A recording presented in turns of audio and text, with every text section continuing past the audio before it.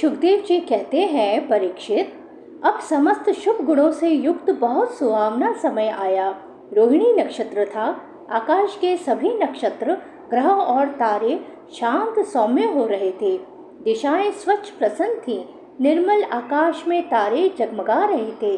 पृथ्वी के बड़े बड़े नगर, छोटे छोटे गांव, अहीरों की बस्तियां और हीरे आदि की खानें मंगलमय हो रही थी। नदियों का जल निर्मल हो गया था।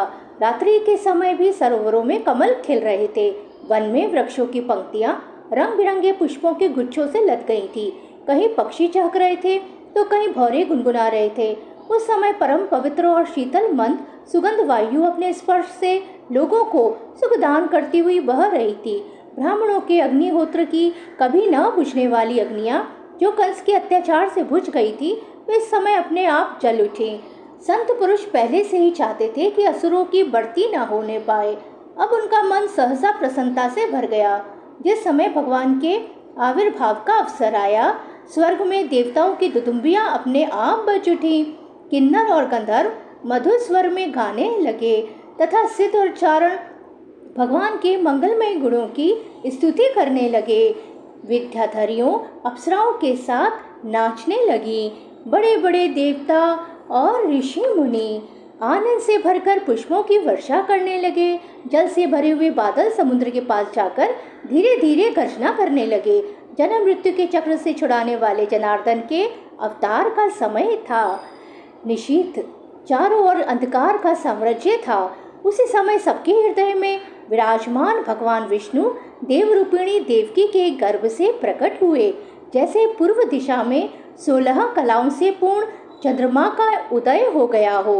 वसुदेव ने देखा, उनके सामने एक अद्भुत बालक है। उसके नेत्र कमल के समान कोमल और विशाल है। 4 सुंदर हाथों में शंख, गदा, चक्र और कमल लिए हुए है। वक्ष स्थल पर श्री वत्स का चिन्ह अत्यंत सुंदर सुवर्णमयी रेखा है। गले में कौस्तुभ मणि झिलमिला रही है। वर्षाकालीन मेघ के समान परम सुंदर श्यामल शरीर पर मनोहर पीतांबर फहरा रहा है।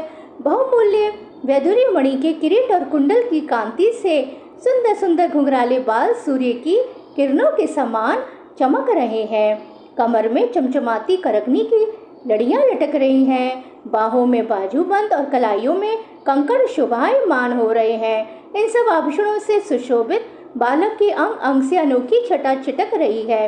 जब वसुदेव जी ने देखा कि मेरे पुत्र के रूप में तो स्वयं भगवान ही आए हैं, तब पहले उन्हें असीम आश्चर्य हुआ। फिर आनंद से उनकी आंखें खिल उठी। उनका रोम रोम परमानंद में मग्न हो गया। श्री कृष्ण का जन्म उत्सव मनाने की उतावली में उन्होंने उसी समय ब्राह्मणों के लिए 10,000 गायों का संकल्प कर दिया।